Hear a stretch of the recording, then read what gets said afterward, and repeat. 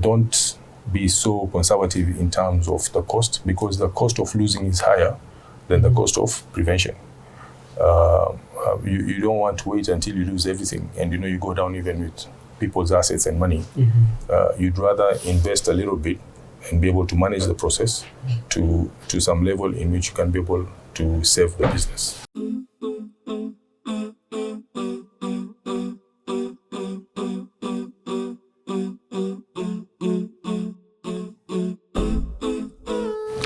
Assalamu alaikum wa rahmatullahi wa barakatuh. Welcome, this is Show Me the Market, and my name is Abdurrahman Gaddafi Yassin. Thank you so much for choosing Horizon TV. Welcome, this is our second episode discussing about business rescue. Most of people have problems when it comes to matters of rescuing their businesses, but today and also on the other episode we discuss on how to see some of the factors and the key factors that can lead for you maybe to rescue your business and to have a progressive business that is doing so well in the geographical area. With my guest here, Muhammad Ahmed Muhammad, who is going to tell us more about today on how maybe you can create that good rapport and that good relationship with those people who are supplying you with the equipment or maybe the services that can make you to move forward. Assalamu alaikum wa rahmatullahi wa barakatuh. كيف الحال يا شيخ؟ Karibu sana tena. Yes, continuing from where we left the other time, maybe today we would like us to speak about how to rebuild trust. This is something that each and every person should know or should have in their business in order for them to have the good relationship with their distributors or with the people whom he's giving services to. Which are some of the ways that you as a person, when it comes to matters of business rescue, you can build trust? Thank you, Gaddafi. I mentioned last time it's supposed to be an all-inclusive process. You can't just focus on one part of the stakeholders in the business. So in order to win trust, and by the way, before even to win trust, it's not an easy journey, because to convince everyone, to have everyone participate, is always a challenge. But if you're able to get more than 50% of the people to acknowledge that plan and to proceed with it, the only obstacle now will be how do you ring-fence that from any legal battles in the future. Okay. Because there'll always be distrust. You can't satisfy everyone. There'll always be those people who will come in and dispute it, or they'll want to propose or do counter proposals on the plan that you're putting in place. The best way of creating trust for the rescue plan is where you have everyone. You have to onboard everyone to participate, and they have to take part in that process of the business rescue. And this, I mean, the way you mentioned, all stakeholders, shareholders, employees, secured creditors, the regulators where applicable, like Kenya Revenue Authority, or like you guys, maybe Communication Authority, and all the other creditors need to be part of that process. Oh, that's it. Yeah. And in order for you to build this trust, there must be some measures when it comes to the matters to ensure transparency and accountability throughout the business rescue process. Maybe what are some of the measures that you should put in place in order for you as well to acquire this? Okay. So when you look at the business rescue process, first of all, let's look at it at two levels. Okay. The pre-insolvency and post-insolvency. Now, under the pre-insolvency, that's where now you talk about the turnarounds, restructuring, transformation, and all that. Okay. On the post-insolvency, that's now when part of the rescue plan we might need you to go into maybe administration or a scheme of arrangement or a company voluntary arrangement. And worst case scenario, if that doesn't work, then that's when it can lead to liquidation of the company. So if you look at the post-insolvency, assuming at that time that you've got into that position where the company is insolvent and you are doing the plan, or an administrator has been appointed, part of the trust is, what the practitioner does is develops a creditors plan, and he has to work together with the creditors through a creditors committee, so that they work together and it creates transparency on how the plan is being implemented. Okay. On the pre-insolvency side, the person in charge of the transformation or restructuring or turnaround has to also fully engage like the internal customers. Here we're talking about the leadership, the employees, and also now externally and creditors. But hopefully, during this time of pre-insolvency, the business should be able to at least meet its short-term obligations. Otherwise, it becomes very challenging. Yeah. So that's a level of transparency, and there has to be that regular reporting, because now, if at all now you're doing that business rescue from a corporate governance perspective, you may require even a board committee just in charge of ensuring that there's proper there's implementation and execution of the turnaround plan or transformation plan or for the business. There has to be regular reports, the regular updates, and that's part of the monitoring and evaluation. I also mentioned about the participation of the employees through either top-down approach or bottom-up approach, where they all have to also feel part and parcel of that plan, so that you're all working on the same path and you're talking the same language and contributing to the the same thing. I think that's nice. And as well, we can speak about you being as a consultant into this field. Maybe is there some of the challenges that you've ever incurred when it comes to matters of transparency and also trying to be and the accountability from a company? They're not giving you the full details, the full information about it. Of course, that's a challenge, because before you go in, you don't know the real situation of the company. Of course, you got audited accounts, so you first rely on those audited accounts. But again, those audited accounts are based on samples. Okay, some things may not have been picked up, or maybe some things might not have been given the emphasis that they deserve to be given. Maybe a qualification or an emphasis of matter on the audited accounts.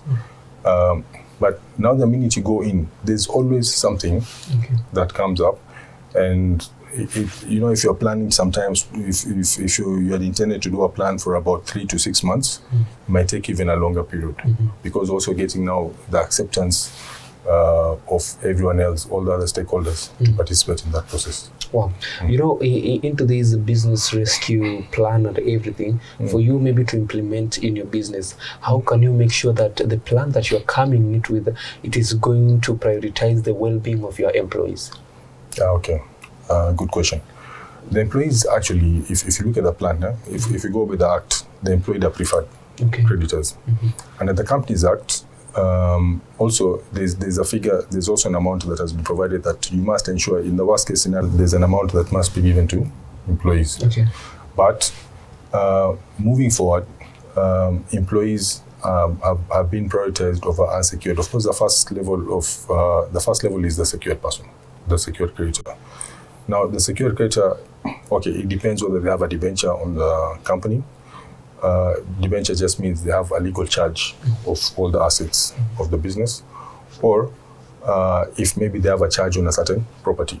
So they can exercise their right by disposing that property to recover their debt, or they can now, part of what they can exercise is to participate in the process of appointing a practitioner in the rescue plan for the business. Yeah. Well, that's nice. And there is a very common question that it's being asked, like, what can lead for a business to fail, and in order for them to come up so that we can get the business rescue? Wow, there are so many reasons, Gaddafi. I could talk on and on and on and on and on. Because some people, they venture into businesses, but maybe they don't have the plan for maybe 5 years, 10 years to come. You can see the business has a potential, but at the end, at the long run, it is failing. There are very many factors. First of all, Kenya is a free market enterprise. So there's no control in the number of businesses that you set up over here. And you find one of the challenges is most businesses tend to imitate others. So they like innovation. So you'll go to a street, you'll find that there are 10 barbershops.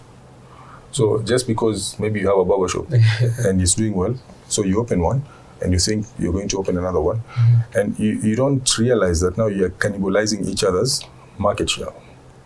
Yeah. So instead of supporting each other, instead of now coming and say, look, if you have, for example, I'm just using that as an example of the barbershop, could be very many other companies. So instead of saying, now, how do I supplement this barbershop so that now we don't cannibalize each other, you start competing with each other, which is your right. The law allows you. There's nothing wrong with that. But one of the business, or if there are so many, a few might not hack it. Okay, they might fail. And then also, again, lack of proper research, lack of understanding of the business, inadequate capital when you're starting the business. You know, sometimes you think you can start with X amount, but then the business doesn't pick up as expected. And then you realize, oops, you know, I should have gone for more. But by the time now you're looking for more cash, your business is already bleeding. So even if I'm coming to borrow money from you, and I'm not able to justify to you how it's going to be repaid, you're not going to give me the money. So, and then also changing legislations. Good example, for those companies dealing in fertilizers, all of a sudden they are facing challenges because the government has subsidized fertilizers. So they have inventory, either they have to sell at that price that the government which is selling, or which now will be a loss, or they just have to take that hit. And I think it's happening the same also to the farmers. Earlier then we used to see that the government is mentioning you have to sell the maize at this price, and maybe the farmer himself, maybe he has harvested and did a lot of stuffs backward there that we don't see. Yes, so those are challenges. And then also the other thing affecting is changing technologies. I don't know if you might remember, but sometime like in the year 2000 or prior to 2000, there used to be a company dealing with pages, or other companies dealing with pages. You remember pages, or you don't? So immediately in 2000, when Kensel was launched, Kensel was launched around 2000. That product became redundant, because what pages were being used for, there were no mobile phones at that time. So it was a gadget you'd put in, so someone will be able to contact you, and then through that it will tell you need to call Mr. Gaddafi. So you pick the nearest telephone line, and then you call the person. So it's a tedious process.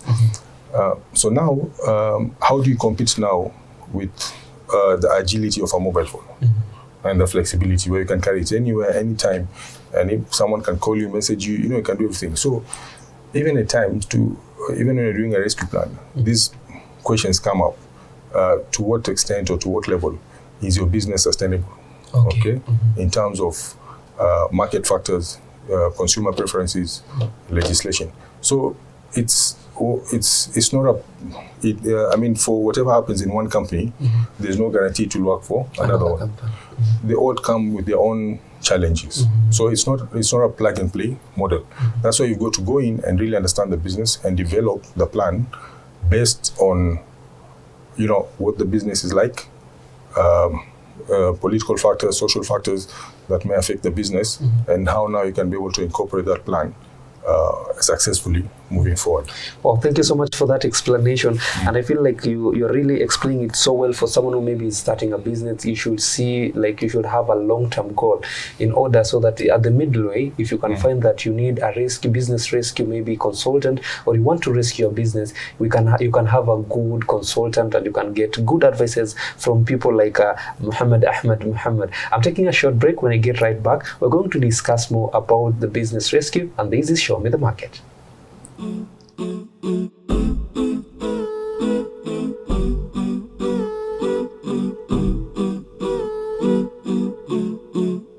Assalamu alaikum wa rahmatullahi wa barakatuh. Once again, welcome back. My name is Abdurrahman Gaddafi Yassin, and this is Show Me the Market.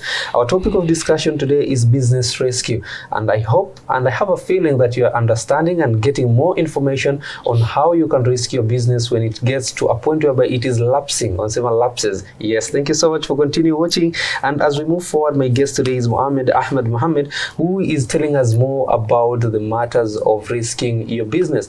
And before we took a short break, we discuss a lot of stuff, but at this time I would like us to speak about the timelines for these plan, maybe to be effective and everything. Maybe what are some of the timelines and milestones set for achieving this type of business rescue plan? Well, there are no set timelines per se, especially on pre-insolvency. On post-insolvency, like now when you invoke the Act now on as part of the rescuing, then you have about 12 months renewable, and you have to make that application in court or through creditors. But prior to that, again, it depends to how fast the business can be able to turn itself to get now to at least positive cash for the business.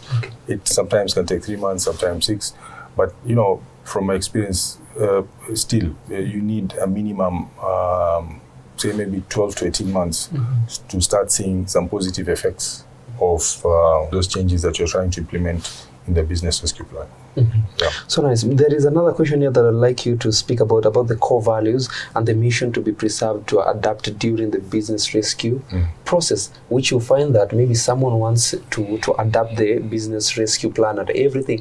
Do I have to change the core values that I had earlier with my business in order for me to achieve this? Well, if your business model remains more or less the same, I don't see the need of changing your core values, mission, and vision, unless you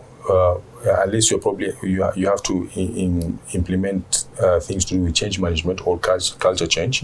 Then you might need to align your missions and visions towards that culture change, for example, to create a high performance culture within the business. So you may need to add something just to be able to put that, to make that be able to work faster. So the first is the objective. What's the objective of that business rescue? Is it, again, I mentioned it in the previous episode. There are factors to do. Is it diversification of business, change of business, or increasing revenues, waste elimination? Okay, before even you go to this other side. So based on that objective, and usually there are those imperatives, like, you want to grow revenues, you want to increase your profits, you want maybe to be able to operate positively within the regulatory environment, and where possible, you also do the balance sheet restructuring. Now, thereafter, on those imperatives, you can see whether there's need to change those core values. But if there's no significant change of the business model, or diversification of the business model, you can work with the same core values. Apart now of the incorporating the aspect of culture. You mentioned something about changing the management and everything. Is this a very big mistake that most of people they do when it comes to restructuring their businesses? Yes and no. Because you can find that in some institution, due to change of the top management, they either fail or they other make themselves. It's debatable, because even by the time the business went to where it is, it's the same. It's the management who contributed to it. Okay, that's one side of the story of the argument. So, what guarantee is there that now they can participate in the process of the turnaround? So, or in the business rescue. So it's a yes and no, but also sometimes for that rescue to work, you still need that management in order to be able to be successful in the business. So there are a lot of things you're going to check when you're working with them in terms of the level of engagement, attitude, participation in that process. And if there's no significant contribution, then you know that going or moving forward with them is going to make this process very challenging. So then now that's when you need to have that hard conversation and move forward. Okay. Yeah. Now, thank you for that answer. Maybe to deal with some of the communication strategies that one can use when it comes for you to implement these plans, maybe in your business and everything, so that at least you can be at the same page with your stakeholders, with those maybe who the suppliers and everyone. What are some of the communication strategies that you can use in order to be in the same line? Well, you are required to, at times, depending on what level you are in, you are required to issue notices. You can publish in the media. You can hold virtual meetings, with the stakeholders, maybe every 6 months. You can work with maybe subcommittees of those stakeholders, maybe creators committee, because the process has to be very transparent. You have to keep, because remember, the stakeholders are the ones losing their money, or at risk of losing their money. So you have to involve them in that process so that and work together to be able to save that business. So the communication is very important when you have to keep them abreast of everything through using those notices or publications in the media and meetings. When we speak about having this communication, there are some of the business rescue plan that must be aligned in industry trends and regulatory requirements. Is there maybe new trends that comes into this, which maybe a company must align themselves into this? Mathalan, you as a person who maybe you're doing consultancy into the matters of business rescue, is there maybe some things that aligned into the matters of trending and regulatory requirement in the industry? Yes, those are high risks. I mean, if I understand your question correctly, definitely some business will be affected based on regulatory changes. Okay. Let me give you an example. For instance, there was talk about introducing VAT on bread and milk. You see, so definitely for the major producers, they're going to be impacted. Now, if you look at the VAT Act, for instance, where there's a threshold of up to 5 million, you have an option of registering or not registering. So you might now see a lot of these small businesses popping up, which can compromise the quality of that product, instead of now protecting some of these other guys, so that to ensure there's consistency of supply and quality of that product. So yes, regulatory, they can affect that business rescue plan, and you have to take them into consideration. They are very important, by the way. The way, like another time, I remember in the previous political regime where they banned plastics. Yeah, the plastic bags. The plastic bags. All of a sudden, people are unemployed, no more production. So how do you even rescue such a business? If they had a loan, if they owed creditors, how do you ensure that now, if these guys stop production, that those creditors are going to be paid, or how employees are going to be paid? So yes, those risks are there, and we have to take them seriously, and at times they just affect the rescue. Like I said, it's not 100% proof that that whatever rescue implement will work to 100%. Everything now is, we have to look at working very hard to save as much as possible in the business based on what is available.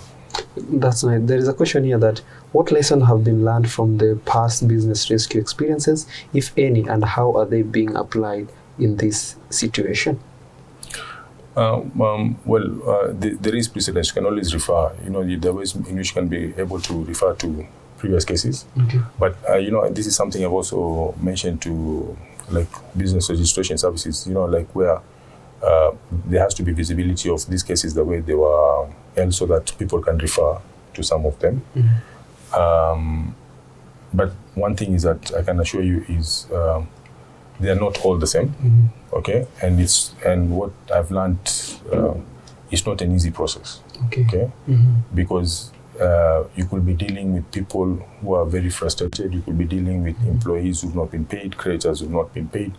So trying to put them together to agree on a plan is your biggest initial hurdle moving forward to implement that business rescue plan. That's nice. And I think, according to the question that I had planned for you, and the last one maybe is what are the long-term goals and vision for the company post-business rescue, and how do you plan to achieve them? Okay, you see, when you go in to implement a business rescue plan, yes, you are tasked to make sure that you develop that plan. Okay, now the execution of that plan is dependent on the people, the internal, the staff, employees, all that depends. Now, of course, we don't have legislations to ensure that the practitioner has to be fully involved in the monitoring and evaluation post. That is more of corporate governance, in my opinion, whereby the board and the leadership have to ensure that whatever has been developed is implemented and executed to the letter. Now, of course, we can always come in to assist in the monitoring of the plan, but there are those risks of where people can actually digress from the original plan of what was implemented. So that's a challenge. But yes, a lot will depend now. It will come in from a corporate governance perspective. Nice. Maybe your advice to those people who maybe they are planning, they had a business and they feel like this is what we need this is the step we need to take in order for us to rescue the business and everything. Maybe what are some of your inputs and maybe advice that you can issue? You can give it out. Well, I mentioned the previous episode. Yes. One is I'm here assuming that most of the businesses are on SME level, and okay, the cost of the consultants or sometimes the business rescue the cost can be a bit high, but there are always ways in which you can be able to come up with different ways of seeking guidance or looking for ways of getting guidance on someone just checking on your business. There's like a checklist in which you're able now to look at the financial health of your business in terms of your working capital, your turnover. There are those key ratios that you look at, And there are those ones where there are telltale signs. Immediately you can be able now to see that now this business, I need help, or I need someone to come in to be able to get me back on my feet. Otherwise, I'm going to lose everything. So don't wait until it's the 11th hour. And don't be so conservative in terms of the cost, because the cost of losing is higher than the cost of prevention. You don't want to wait until you lose everything and you go down even with people's assets and money. You'd rather invest a little bit and be able to manage the process to some level in which you can be able to save the business. Wow, that's nice. And I think it's a good information and a good piece that I think each and every person who's maybe they aim to rescue their business, they should have. Don't concentrate on the money. But concentrate on how you can rescue that business so that at least you can make more profits and more benefits out of it. And I think at this point I don't have much to add. Maybe your parting shot as we end the show. Because I feel like you've given me each and every information that I want. So there's a lot more about this process. And I believe that I've seen a lot of businesses going through anguish and suffering in this environment, because the Kenya environment at the moment from a business perspective is quite harsh. But then again, all is not lost. If you really know what needs to be done, there are ways in which you can be able now to protect yourself, from future liabilities. So that's where we come in and give you guidance and advice, and see how all these things can be able to be implemented and support your business towards either a clean liquidation or a restructuring or a turnaround or a transformation. So don't be hard on yourself. Don't be so conservative. Let's be, what do you say? Don't be penny wise and pound foolish. Thank you so much, Ahmed, for that information that you've given us, and also you've lightened us, and also it's a wake up call for those who maybe were sleeping and not knowing what is the way forward now from the angle you're watching your business from. And I think you back at home, my viewer, you've understood so well on all that it takes for you to rescue your business. If you've not catch up the first episode, you have a good time and humble time, go to our YouTube pages and you can get the first episode where we were speaking about the key factors and much more that considers you or you have to take in line in order for you to rescue your business and to have a successful business. And the one who was giving us all of this information is none other than Mohammed Ahmed Muhammad, who is a financial consultancy again. That's another docket again. Insolvency practitioner. Which when I think next time we should have a sit down and discuss about the financial ways on how to literacy itself. Financial literacy, because some people now, we can venture into businesses, but whenever we get our profits and everything, now we focus on doing other things. And that's a very common mistake that many people make. There are many things you can be able to enlighten people, even to do with taxation, just these new developing trends which are affecting businesses, and so that they don't get caught off guard. They're also financial, just financial understanding, basic issues of financial understanding, because not everyone can understand finance. So of course we have to speak in a way that everyone can understand. They say even that mama mboga, the Kenyan language, the kawanjiku. No problem. I think we can create time for that discussion, so at least we can speak about money itself as well, on how you can budget yourself well and have a good financial literacy for yourself and for your business at large. My name is Abdurrahman Gaddafi Yassin. I thank you so much for staying there, for watching Show Me the Market from the start till the end. And I would like to thank you as well for also showing up and also giving us more information about the business rescue and everything. And I hope we can meet again. Inshallah. We have the same sit-down discussion. Thank you so much. Have a good time. Continue having a good day where you're watching us from. Till next time, same place, same time. Ma'as salam.